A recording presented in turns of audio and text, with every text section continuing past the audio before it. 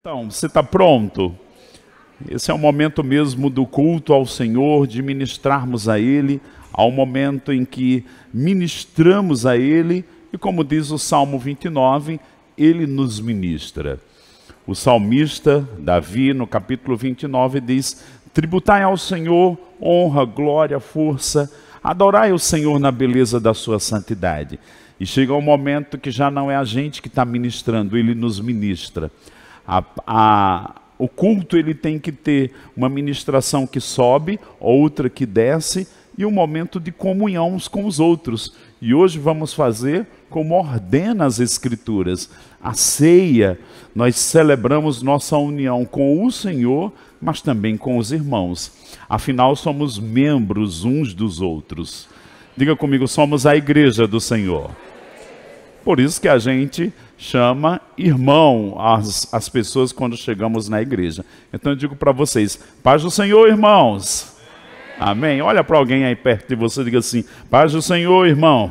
Ou irmã. Que bênção. Eu me sinto agraciado de poder estar aqui hoje, nessa temporada da Escola de Ministros, junto com um casal que já conheço há alguns anos, uma família e outras famílias que vieram também lá do Nordeste para cá, da Paraíba, e para mim é um privilégio, mas também é um cumprimento, né?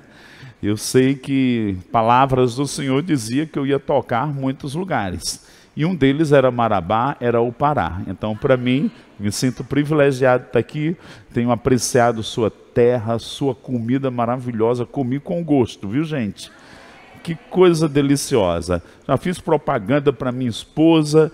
Já tomei tanto suco de cupu, como vocês chamam aqui. Ela é apaixonada de cupuaçu. Ela morou uma temporada no norte. Então, que terra linda, que povo tão apreciável. Então, eu me sinto bem honrado de estar aqui. E sabendo, irmãos, que a razão pela qual nós estamos aqui é pelas coisas de Deus. Eu creio que essa igreja vai crescer.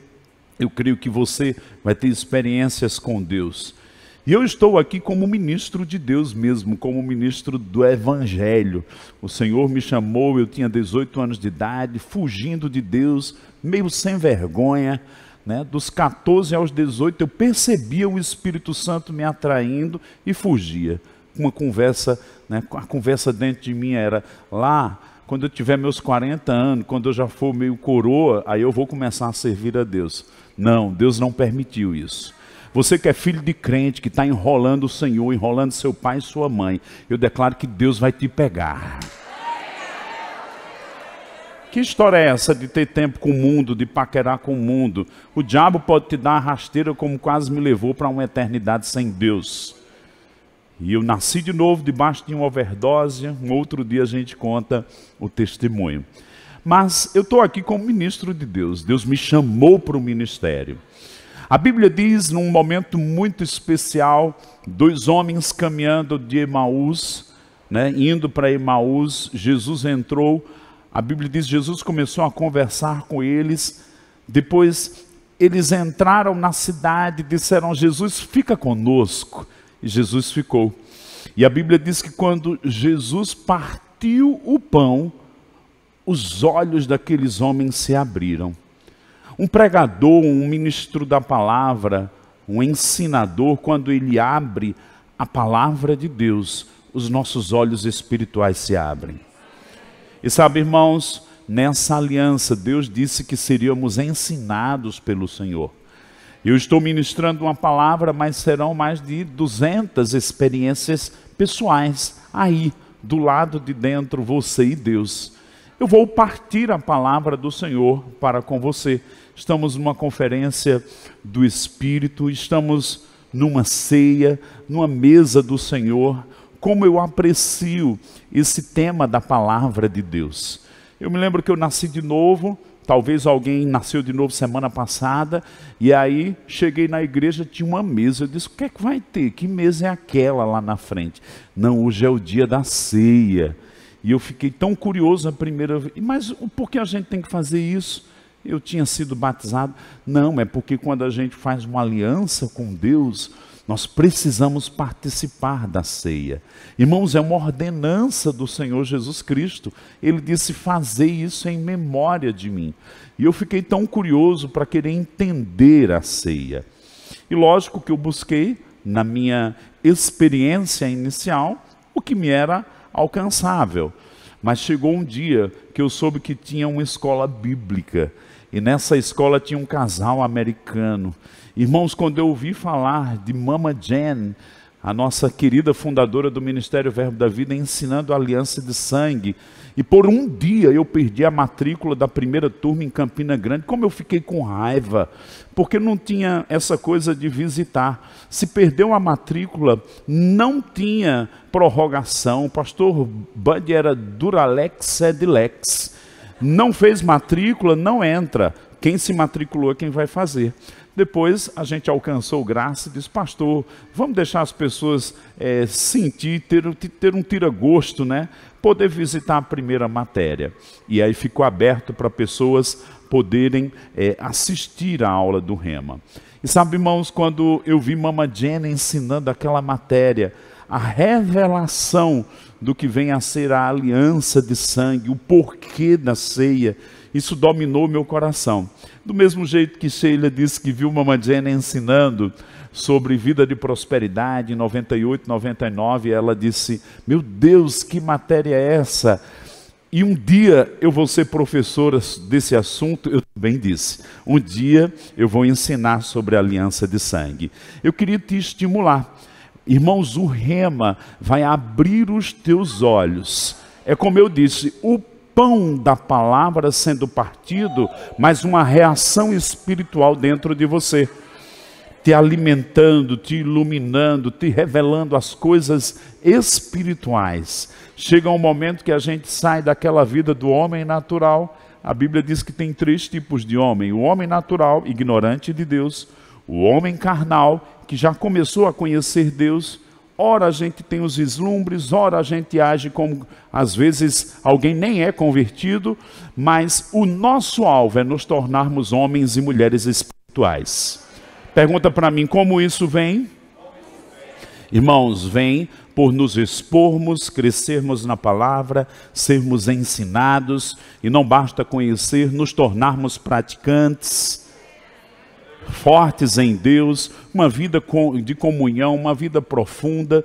Eu gosto de textos na Bíblia como diz assim, Noé andou com Deus. Tem gente que só conhece, só sabe que Deus existe, mas eu não só quero conhecê-lo, eu quero ter intimidade e eu quero andar com Deus. Quando falamos e ensinamos sobre aliança, a gente diz: Deus é um Deus de aliança, mas eu não só quero conhecer Deus como sendo um Deus de aliança, eu quero ser um homem de aliança.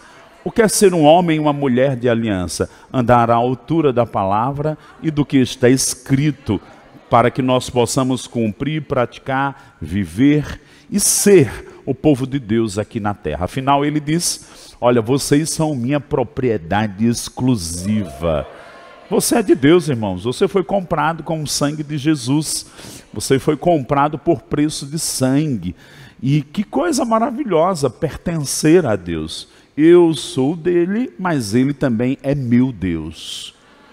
Quando Deus entrou em aliança com Abraão, ele mudou o próprio nome dele. Quando um homem casa com a mulher, os nomes não se misturam.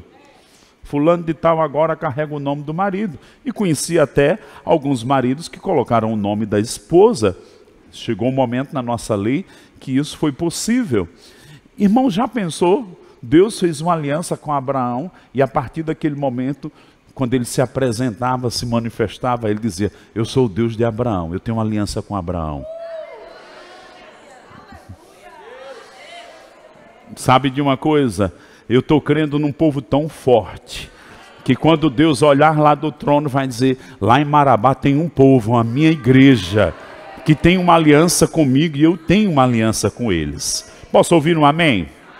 Você está com a sua Bíblia? Eu não quero apenas expressar ou citar versículos, eu quero que você confira a palavra de Deus, amém? Também me foi dada a honra de ministrar a ceia com você. Então vamos colocar uma boa base aqui e vamos ter algumas experiências com Deus. Posso ouvir um amém? Então, a Escritura aponta desde a eternidade um sacrifício que haveria. 1 Pedro, capítulo 1, verso 18, diz assim, 16, 17, 18, explica e diz que o Cordeiro de Deus tinha sido morto antes da fundação do mundo. Fala comigo, antes da fundação do mundo.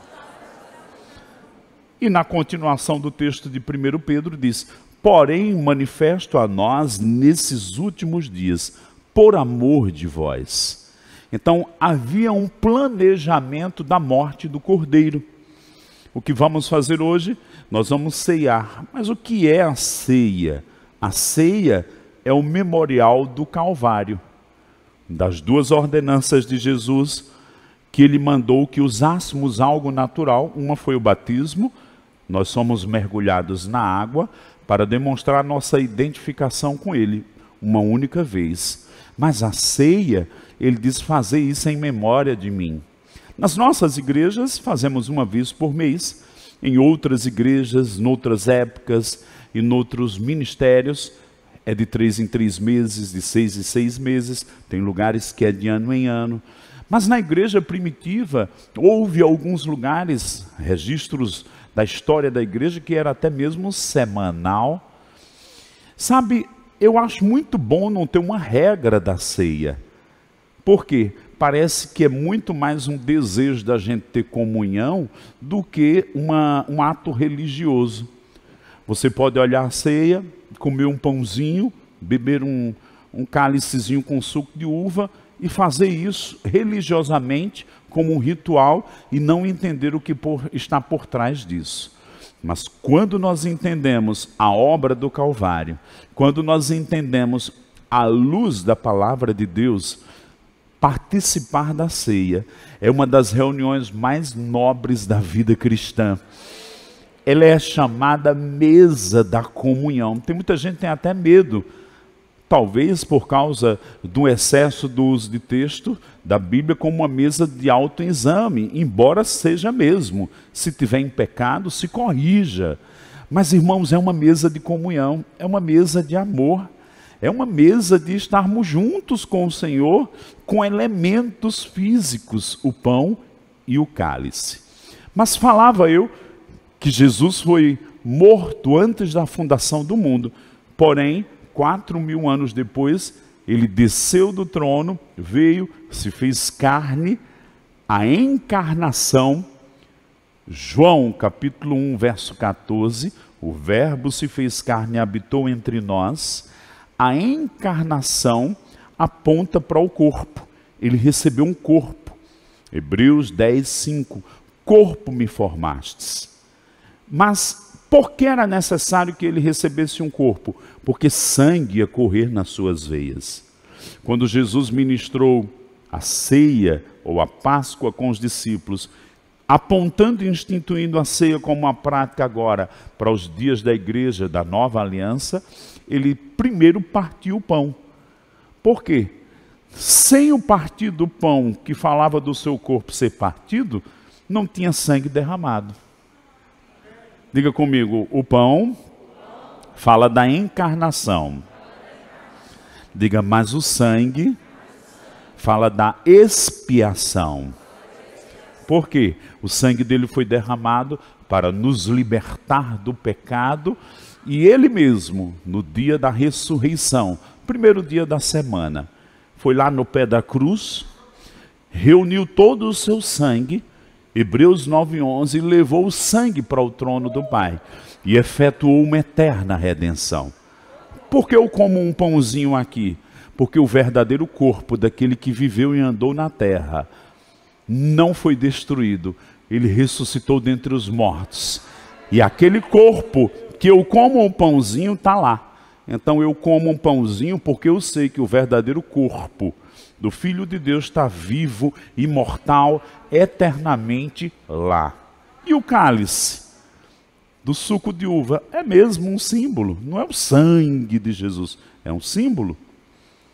Eu tomo e eu bebo ele porque eu tenho consciência de que Jesus levou o seu próprio sangue, Hebreus 9:11, e o sangue do Cordeiro de Deus está lá, nunca apodreceu. Diferente da galinha preta da macumbeira, 2, 3 dias o sangue está preto lá. O sangue de Cristo continua tendo uma voz, uma autoridade espiritual, um poder na eternidade que afeta a nossa vida, que nos fala de uma vida de aliança, de uma vida de envolvimento. Estamos ligados a Deus pelo sangue do Cordeiro. Diga comigo, a minha vida está ligada a Deus pelo sangue do Cordeiro. Amém? Você está comigo? Eu vou ler alguns textos aqui em Hebreus, no capítulo 9. Quantos amam a palavra de Deus? Eu estou empolgado. Eu amo tanto essa matéria, gente, que eu tenho uma Bíblia que eu marquei exclusivamente sobre ela. Indo, voltando, indo. Sabe, pastor Leonildo, desses dias eu estava catalogando os meus livros. E eu cataloguei os livros de aliança de sangue, direto e indiretamente. 25 anos. E quando eu fui catalogar, eram 130 e poucos livros no contexto de aliança de sangue, de ceia. Eu amo isso. Se você disser, vamos começar hoje, a gente pode terminar em 24 horas. Não é uma exibição. É porque eu coloquei tanto para dentro que o meu bom depósito está cheio. A gente poderia falar horas sobre isso. Há uma paixão no meu coração. E quando eu vejo a oportunidade de ministrar uma ceia, eu vejo uma oportunidade de revelar o valor que está por trás. Eu declaro que nunca mais você vai ceiar do mesmo jeito. Ah, hoje é aquele dia chato. Não, hoje é aquele dia de intimidade, de comunhão com o Senhor. Ele ressuscitou, Ele me ama, Ele ordenou e disse, faça isso em memória de mim. Ele queria que tivesse uma continuidade daquela paixão que Ele mesmo transmitiu para os apóstolos naquela ceia. E que não perdesse o calor, não perdesse a intimidade. Eu declaro que a intimidade do Senhor não vai se esvair da sua vida, mas pelo contrário, ela vai ser aumentada, e hoje ela vai ser aumentada. E sabe o que é que acontece, irmãos? Que é algo que eu vou tocar nessa noite, relacionado com o tema Conferência do Espírito. Sempre na Bíblia, quando o sangue é exaltado, tanto no Velho Testamento como no Novo, o Espírito se move. Olhe para alguém perto de você e diga assim, sempre na Bíblia, quando o sangue é exaltado, o Espírito se move. Então, pedi para você abrir Hebreus 9, lá no capítulo 9, no verso 26. Falando sobre o sacrifício de Cristo, a partir do 23, ele traz alguns temas. Eu quero aprender sobre aliança de sangue, sobre a nova aliança. Lê o livro de Hebreus. Irmãos, eu já li tantas vezes esse livro em tantas versões. Já li comentários sobre o livro de Hebreus. Eu estou dizendo que eu sou apaixonado. E eu estou falando dessas coisas porque eu quero que você seja despertado a uma paixão também pela palavra de Deus. Só quem tem que estudar é quem ensina e prega. Não, eu declaro crentes apaixonados pela Bíblia, crentes cheios da palavra, crentes que vão cumprir o que Paulo disse, habite ricamente em vós a palavra de Cristo, instruí-vos e aconselhai-vos mutuamente. Vamos lá, Hebreus 9, 26, nos diz assim, ora, neste caso, seria necessário que ele tivesse sofrido muitas vezes desde a fundação do mundo. Agora, porém, me dá um agora, porém aí bem forte. Então, o escritor de Hebreus está dando um veredito. Agora, porém, ao se cumprirem os tempos, se manifestou uma vez por todas, para aniquilar pelo sacrifício de si mesmo o pecado. Diga comigo, uma vez por todas. Olha para cá. Eu não sei quanto a você, quando eu comecei a ler a Bíblia, aí disseram, começa pelo Velho Testamento. Irmãos, a gente começa pelo Velho Testamento, nunca entrou em contato, a gente fica quase assombrado. Meu Deus, por que tanto sangue? Por que Deus mandou matar tanto animal? Né? Meu Deus, que coisa tão chocante, tão marcante. Mas aí quando você começa a entender a Bíblia pelo Novo Testamento, nós vamos entender que aquilo tudo era uma sombra das coisas que haviam de vir. As multidões de animais que foram mortos apontavam para um dia, um único sacrifício, não de um animal, mas de um homem perfeito. Fala comigo, um homem perfeito. João Batista olhou para ele e disse: esse é o Cordeiro de Deus que tira o pecado do mundo. E o escritor de Hebreus está dizendo que pelo sacrifício de si mesmo, aniquilou o pecado. Você é livre do pecado. Você é livre do poder do pecado, por causa do sacrifício de Cristo. Diga comigo, eu vou celebrar nessa noite, nessa ceia, que eu sou livre do poder do pecado. Oh, aleluia! Você está feliz? Começa já a se animar, porque hoje você vai ter uma ceia diferente. Eu declaro que vai vir um novo enchimento do Espírito Santo para você. Amém? Um outro texto ainda em Hebreus, capítulo 10, 12. Hebreus, capítulo 10, 12, talvez aí na mesma página. Diz aí: Jesus, porém, tendo oferecido para sempre. Fala comigo, para sempre. Tendo oferecido para sempre o único sacrifício pelos pecados, assentou-se à destra de Deus, aguardando daí em diante até os seus inimigos sejam postos por estrado dos seus pés. Agora vamos pensar biblicamente pelas Escrituras. O Velho Testamento, muitos sacrifícios, Páscoa todo ano, dia da expiação, alguém pecava, tinha que levar um animal para o santuário. No Novo Testamento, só um sacrifício e bastou. E eu confio nesse sacrifício, eu confio na obra do Calvário, eu tenho fé para a obra do Calvário. E parte dessa fé envolve em participar da ceia com uma consciência da autoridade do Calvário sobre a minha vida. Diga comigo, a ceia é minha declaração de que eu creio naquilo que aconteceu no Calvário.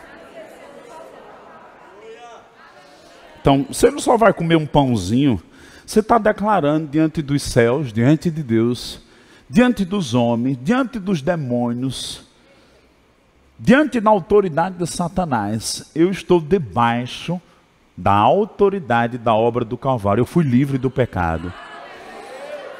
E como diz Hebreus 9,14, agora eu vou servir a Deus com consciência livre, purificada, santificada. Eu vou servir o Deus vivo.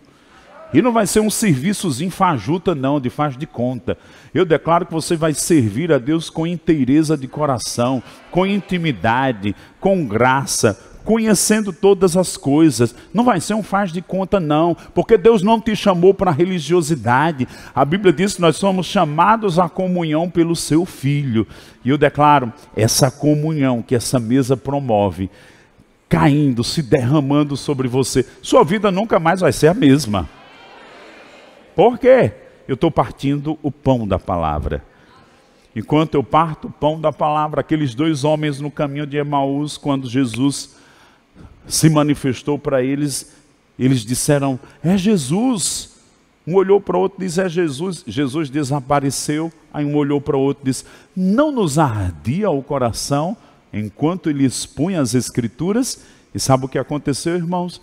Era o Espírito Santo se movendo sobre a palavra, revelando coisas eternas e espirituais. Eu estou falando, mas eu sei, o Espírito Santo está se movendo aí. Está se movendo sobre você, está te atraindo para Deus. Não temos que fugir de Deus, nós temos que nos achegar a Deus. Diga comigo, nos achegar a Deus. Agora, falando do sacrifício eterno do Calvário, da prática da ceia, da interpretação de Hebreus sobre o sacrifício de Cristo uma vez por todas, nós vamos ver as sombras. Porque aquelas coisas do Velho Testamento nos sinalizam coisas que experimentamos hoje. Posso ouvir um amém?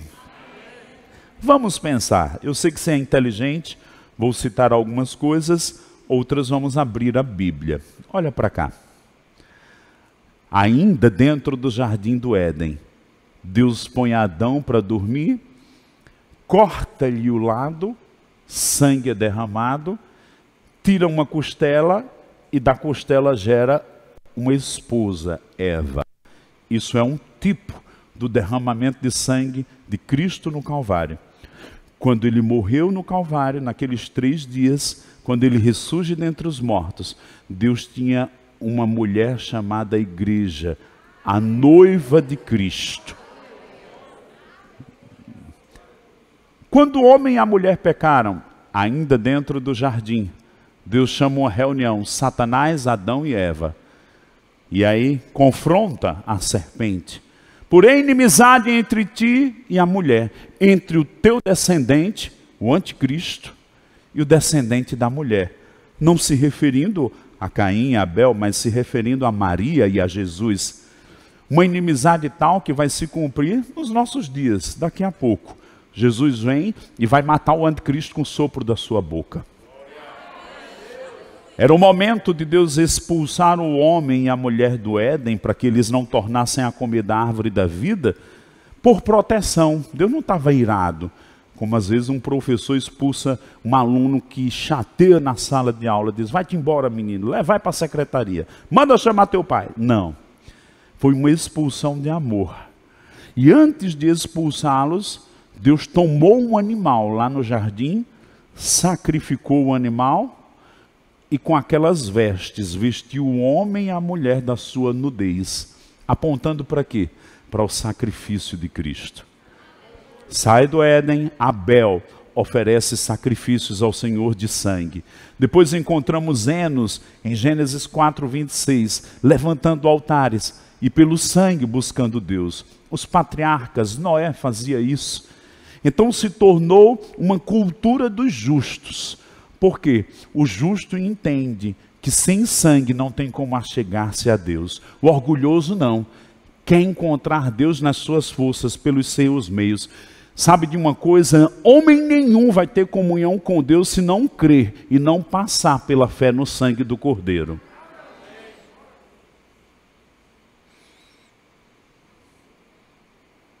Porque sem derramamento de sangue não há remissão de pecados. Aí nós vamos ver alguns textos na Bíblia. Você pode abrir comigo Êxodo capítulo 20. Diga comigo, a lei do altar foi estabelecida. Quando o homem saiu do Éden, qual era a última imagem que Deus tinha? Deus sacrificando um animal. O meio de buscar a Deus, sangue, sacrifício de um animal inocente. Anos depois, quando Deus tira o povo do Egito, o que acontece? Deus institui e explica a lei do altar. Êxodo capítulo 22. Olha como a lei do altar nos conecta com a ceia. Quantos estão aprendendo algo importante? Diga comigo, a lei do altar nos conecta com a ceia. Eu vou ler aqui, estou gostando. Então disse o Senhor a Moisés, acenderás aos filhos de Israel, vistes que dos céus eu vos falei, não fareis deuses de prata ao lado de mim, nem deuses de ouro fareis para vós outros. Um altar de terra me farás e sobre ele sacrificarás os teus holocaustos, tuas ofertas pacíficas, tuas ovelhas, teus bois, ponto e vírgula. Em todo lugar, diga comigo, em qualquer lugar, onde eu fizer celebrar a memória do meu nome, virei a ti e te abençoarei. Não é interessante ter aí essa palavra memória? E anos depois Jesus diz, façam isso em memória de mim. Sabe, irmãos, não só é comer um pãozinho e um suquinho de uva, não. Nós estamos dizendo para o mundo espiritual, a minha crença é naquele sacrifício do Calvário. E sabe de uma coisa? Se naqueles dias o sacrifício de animais tinha resposta de Deus, Quanto mais quando a gente oferece a Deus, Deus, o que eu te ofereço é minha fé no Calvário. Sabe o que é que Deus diz? Eu virei a ti e te abençoarei. Quando você coloca a fé no Calvário, quando você age nessa mesa entendendo a obra do Calvário, Deus está dizendo, eu virei a ti, eu te abençoarei, eu vou me manifestar a você, eu vou agir por você, eu vou suprir tuas necessidades em glória, eu vou te assistir, eu vou ser o teu escudo, eu vou te guardar, eu vou te esconder no meu esconderijo, eu vou suprir tuas necessidades, eu vou tirar do vosso meio as enfermidades, eu vou enviar anjos para te proteger, e tantas promessas. Diga comigo, não só é uma mesa. Diga, essa ceia é o altar da nova aliança. Olha para alguém carinhosamente aí ao seu lado, diga assim, essa ceia é o altar da nova aliança. Deixa eu te dizer outra coisa. Eu também já fui em tanta ceia, irmãos, que era uma coisa tão morta. E além de ser morta, tinha a cara de um funeral. Eu sei que a gente está considerando a morte de Cristo, mas eu quero te dizer que Ele ressuscitou. É um momento de festa, de celebração, de ficar cheio do Espírito Santo, de se alegrar. Ela é chamada mesa da Eucaristia. A palavra Eucaristia é ações de graça. Senhor, eu te dou graças. Eu fui liberto dos pecados, fui liberto da doença, fui liberto da maldição, fui liberto do medo. Eu tenho paz eterna, eu tenho vida abundante, eu tenho a tua graça na minha vida, eu tenho o teu favor. Eu tenho tua mão estendida para me abençoar. Você disse, eu virei a ti e te abençoarei. Eu tenho tua bênção na minha vida, que enriquece, que não acrescenta dores. Para de se ver como um derrotado. Porque se Ele está vivo e Ele está aqui, é o Senhor dessa mesa, Ele está dizendo, você não tem entendido que você está em mim? E quando eu ressuscitei dos mortos, nenhuma doença, nenhuma maldição, nada veio em mim. Então se você está em mim, você está abençoado em mim. Olha para alguém perto de você e diga assim, olá abençoado. Olá bem-aventurado. Diga para ela, alegra-te favorecido. Dá um brado de vitória, por favor. Não estamos num funeral. Lógico, vamos reverenciar, vamos considerar, vamos respeitar a presença de Deus, mas não é uma coisa morta não, é viva. No livro de Sofonias diz que Ele vem e dança com a gente. Deus dançar, dança. Então você tem que dançar talvez. Ah, mas eu nunca dancei. Essa história de dançar na igreja. Quando você era carnal e pecador, você não dançava para o pecado? Por que não dança no espírito? Ah, não é porque igreja, religioso. Não, isso é preconceito. Isso é falta de entrega. Isso é falta de rendição. Por isso que você não experimenta tudo de Deus. Porque se entrega com reserva. Eu servia muito bem ao pecado, mas também quando eu vim para o lado do reino de Deus, eu sirvo com todas as minhas forças. Eu vim mesmo para proclamar uma palavra que te liberta, até mesmo de você mesmo, e de suas ideias que não estão em linha com a palavra do Senhor. Seja livre! Talvez seja hoje que você dance. E o Espírito de Deus vier sobre você, você vai dançar mesmo. Sabe, pastor, eu estava numa igreja, Arco Verde, e ministrei batismo no Espírito Santo. Mandei afastar as cadeiras, foi um Pentecostes. E aí tinha uma senhora lá atrás, ficava só olhando assim, me encarando e fazendo assim. E eu fui passeando, aí cheguei perto dela. A senhora quer ser cheia? Aí ela, não. eu não acredito. Eu parei, respirei. Nisso, 2 outras senhoras lá na frente tinham sido cheias. Era a irmã dela, irmã de sangue. Aí eu disse, a senhora não acredita, não quer? Ela, quer não, não acredito não. Aí eu parei e disse, não precisa crer não, eu creio por a senhora. Eu não vou tocar não, só vou estender a mão. Eu não quero, eu não acredito.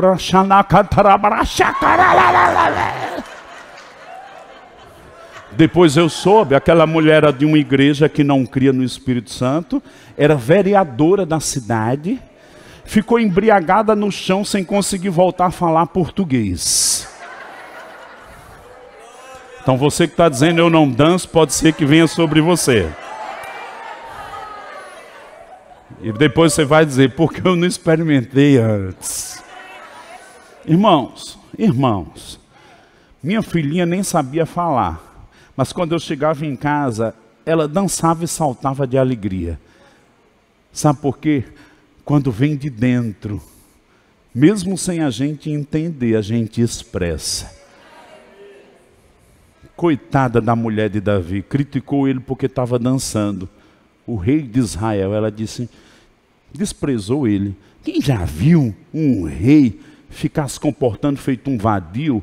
Sabe o que aconteceu? A Bíblia diz que aquela mulher se tornou infrutífera. Nunca deu filhos até o fim da vida. Para de criticar quem se move em Deus. Isso pode estar trazendo infertilidade na sua vida.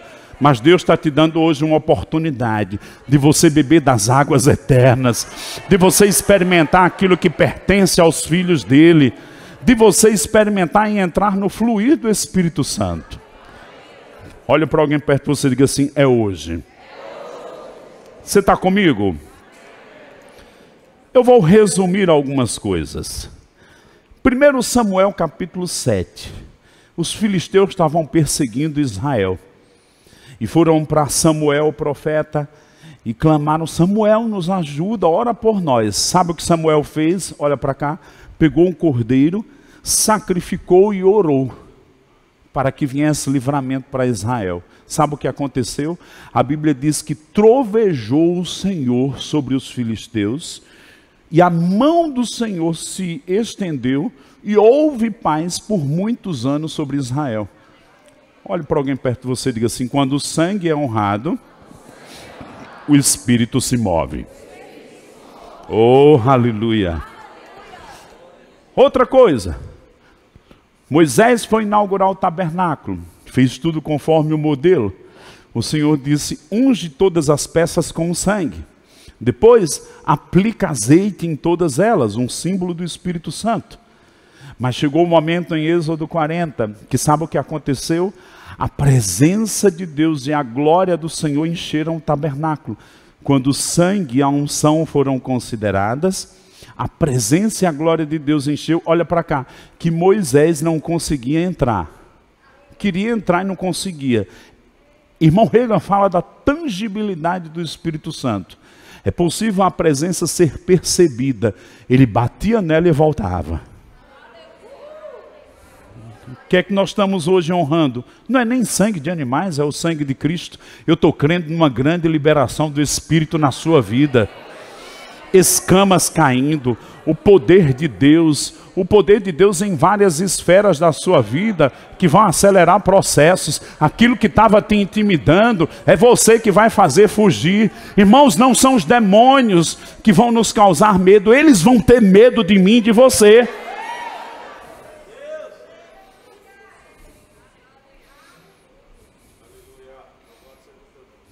Posso ouvir um amém? Diga comigo, daqui a pouco, vamos levantar esse cálice. Uma vez eu estava no Rio de Janeiro, a igreja do pastor Edmilson, hoje é 1.200, 300, 400 pessoas, sei lá. Mas eram umas 40, 2002, 2003. Era uma choupana de palha, 40 pessoas. E eu levantei o cálice e disse, Senhor, eu creio no sangue de Jesus. Quando eu fiz isso, uma mulher que estava com o demônio se manifestou com raiva, gritando. Eu digo, vai saindo. Eu declaro hoje que os cativos por demônios vão ser livres. Nessa mesma noite, quando eu levantei o cálice, Senhor, eu creio no poder do teu sangue. Uma criança tinha um caroço nas costas, e terminou o culto, o pai disse, meu Deus, a minha filha tinha um caroço, e no momento da ceia foi liberto. Eu declaro que doenças vão sair de corpos, câncer fora do corpo, mas uma gripe, uma unha encravada, seja lá o que for, ele vai te tocar. Já vi tanta coisa acontecendo com ceia. Eu creio tanto nisso que uma vez eu estava no avião, viajando, lendo a Bíblia. Aí eu disse, meu Deus, está tão bom aqui com o Senhor, lendo a Bíblia. Eu queria uma ceia. Irmão, quando eu olhei, lá vem a comissária. Aí eu olhei um pãozinho, eu disse, por que não? Quando ela chegou mais perto, eu vi a garrafa de suco de uva, eu digo, está feito. Graças a Deus eu estava sozinho naquela cadeira, 2 outras livres, não tinha ninguém para me atrapalhar, interferir, aquele momento particular. Daqui a alguns minutos você vai ter o seu momento particular com o Senhor.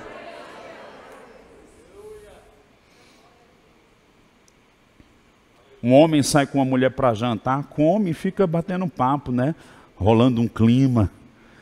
Mas irmãos, a gente participa da ceia com o Senhor, quando o Senhor vai conversar com a gente dá as costas. Apocalipse 3:20. Eis que eu estou à porta e bato. Se alguém ouvir a sua voz, eu entrarei, cearei com ele e ele comigo. Ele quer intimidade com você. Ele não quer você num ritual semanal, toda semana vem para a igreja, de vez em quando toma ceia, e nada acontece. Ele quer participar. Ele quer se derramar para nós e quer que a gente também se derrame para Ele. Se você perdeu a sua alegria da salvação, eu declaro que ela vai ser restaurada nessa ceia. Eu declaro o seu coração fervilhando novamente. Diga comigo, toda vez que o sangue é exaltado, o Espírito se move. Breno, venha.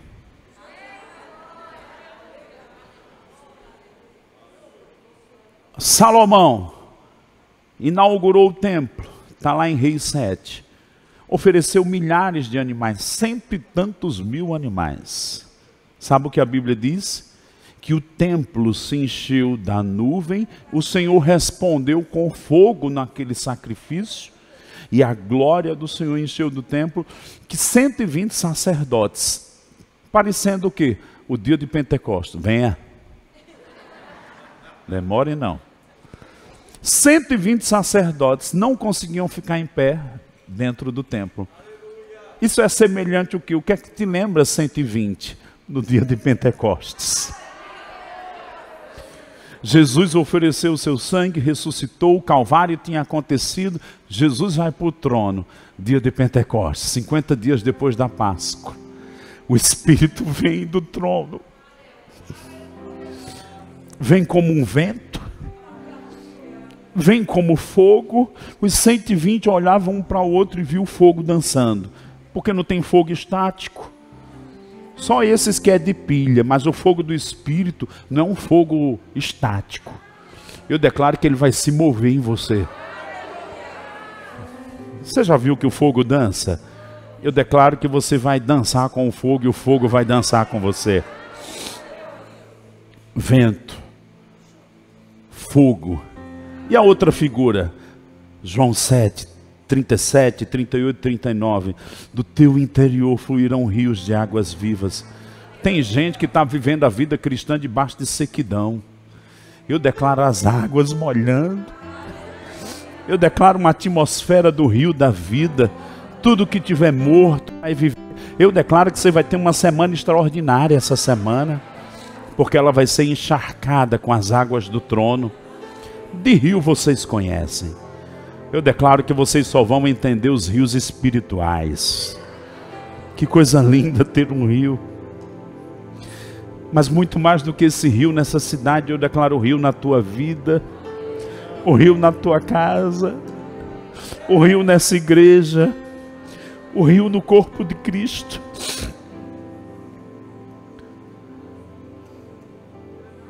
E por onde o rio passar, tudo que tiver morto, a vida fazendo ressurgir. Às vezes tem áreas da nossa vida que está morta. Já começou. A gente nem começou a exaltar o sangue, o rio já está aí. Quando a gente levantar esse cálice, eu não sei o que vai acontecer, mas vai acontecer coisas por dentro e por fora. Olhe para alguém perto de você e diga assim: essa é uma noite do enchimento do Espírito na mesa do Senhor.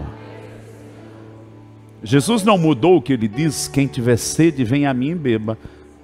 Você não tem dia que tem sede do Espírito? Você que tem que beber. É você que tem que se encher. Então se enche nessa mesa hoje. Não considera ela como natural. Ah, é um pãozinho, suquinho de uva, que os diáconos montaram há 2, 3 horas atrás. Não. É o Calvário. São as fontes eternas. É uma renovação do Espírito. É uma experiência com Deus. Sabe, você que ainda não fez um rema, eu declaro que coisas vão acontecer e você vai perceber a estação de Deus para chegar-se ao Senhor, se achegando à palavra dele. Esse é o ano, não há dia mais. Para de orgulho. Ah, eu não preciso, eu já sei. Irmãos, eu já ensinei essa matéria 40, 50 vezes. Se você vai começar hoje, eu vou me sentar e vou ouvir alguém ensinar. E vou aprender coisas novas que eu ainda não sabia. Seja ensinável. Tenha um coração disposto para aprender. Podemos pensar ainda um outro sacrifício. E eu já quero que aqueles que vão servir, que vão me ajudar, podem se achegar. O louvor já pode vir também. Eu estou com desejo de tomar essa ceia. Olha para cá. Eram dias difíceis em Israel. Elias desafia os profetas de Baal. Ele coloca aquele sacrifício, coloca aquelas pedras. Ele molha o sacrifício para fazer mesmo que era desafiador para o fogo acender. Ele clama a Deus. E a Bíblia diz que do céu desceu um fogo que consumiu o sacrifício. Essa mesa não só é o sacrifício de Cristo. Essa mesa também é uma mesa onde eu me entrego como sacrifício vivo para Ele. Onde eu deixo a vida carnal, a vida natural. E onde eu digo: Senhor, eu quero experimentar todas as coisas que você já preparou para que eu andasse nelas. Então se entrega como um sacrifício vivo. Além de falar da morte de Cristo, fala da sua morte para o mundo, para o pecado, para o egoísmo, para a vida natural.